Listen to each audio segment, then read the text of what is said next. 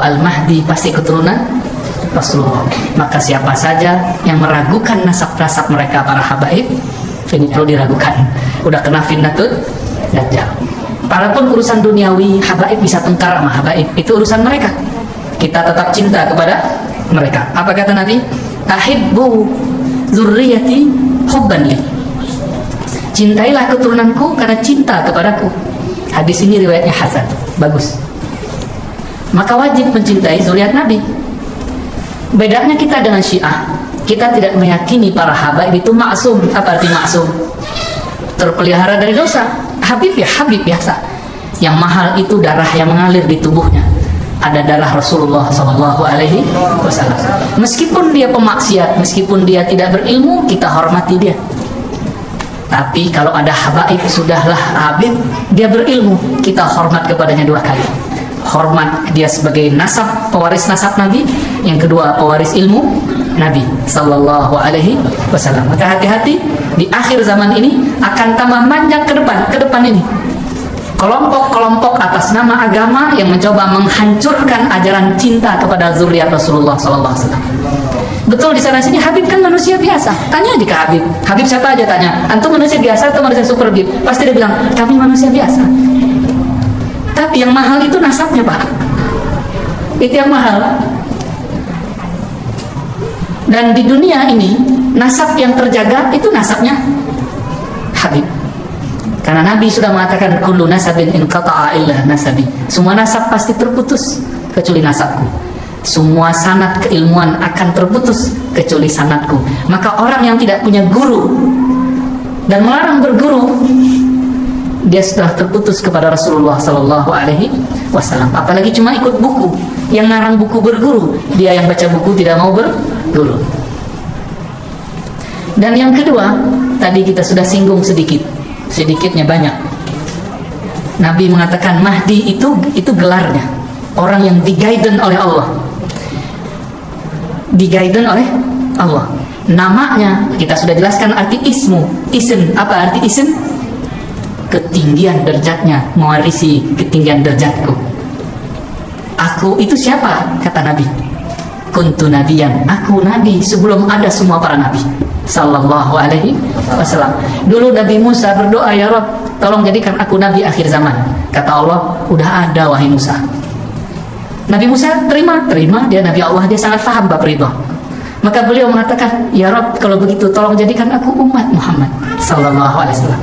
Bapak pernah doa nggak dulu Pak jadi umat Nabi Muhammad? Enggak, tapi Allah kasih hadiah Pak. Ini yang disebut nikmatul ijad, nikmat diwujudkan sebagai umat Nabi Muhammad. Bersyukur nggak Pak? Maka Imam Nawawi bilang, ente kalau nggak bersyukur, wujuduka zanbun, wujudmu itu dosa kalau kamu tidak bersyukur. Jadi kita sebagai umat Nabi jadi syukur Pak. Maka saya bersyukur setiap saat, apapun yang terjadi, baik kata orang, buruk kata orang, kayaknya semuanya harus disyukuri. Nggak ada satupun yang, bahkan corona terjadi pun membuat kita lebih dekat kepada Allah. Coba selama corona kita bisa ngaji online kan? Dulu nggak pernah ngimamin anak istri, itu bapak-bapak itu udah boleh ngimamin anak istri selama corona. Ya, ada rahasia-rahasia yang Allah Subhanahu Wa Taala buat. Nggak ada yang buruk-buruk, itu mindset.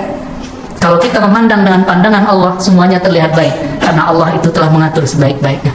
Betul, fitnatul dajjal itu zahirnya terlihat buruk, tapi batinnya itu adalah kebaikan. Ujian bagi anak sekolah itu baik atau buruk Pak?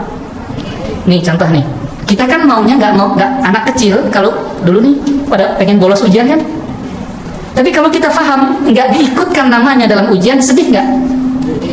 Sedih kita. Orang tua yang udah bayar SPP, nama anaknya nggak masuk dalam daftar orang yang mahasiswa ujian, gimana? Marah nggak?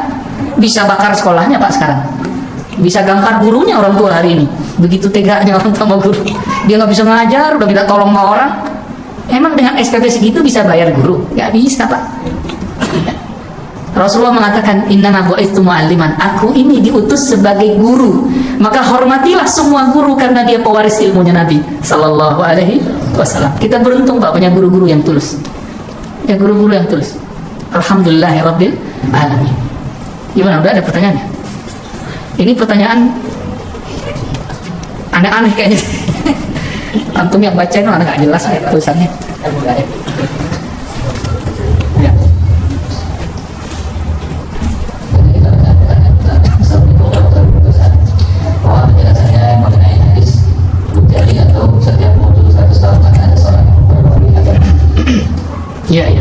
Itu hadis Abu Daud juga. Seingat saya lafaznya begini. Innallaha yab'atsu li hadhil ummah fi kulli mi'ati sanatin may yujaddidu laha dinaha. Sesungguhnya Allah akan mengutus. Nah, ini kata kunci. Berarti mujaddid itu diutus, tapi dia bukan rasul. Jadi ada utusan yang bukan rasul, namanya mujaddid. Apa arti mujaddid? Pembaharu. Pembaharu itu merusak atau memperbaiki, membangun atau menghancurkan. Orang sekarang bawa bendera pembaharuan tapi menghancurkan. Katanya memperbaharui agama, tapi dihancurkan orang-orang yang beragama. Dia serang kiri kanan depan belakang, maunya benang dia naikin sendiri, ternyata benangnya pun basah layu.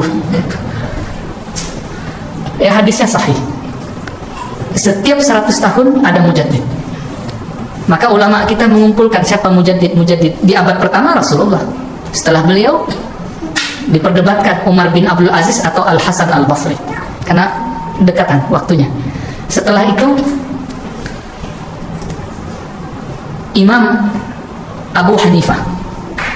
Setelah itu Imam Muhammad bin Idris Syafi'i. Setelah itu Imam Abul Hasan Al-Ash'ari. Terus berlanjut sampai ke Imam Subuki, Imam Suyuti, terus sampai ini. Di zaman ini kita sedang menyongsong Al-Imam Al-Mahdi. Gak lama, gak tahu juga saya.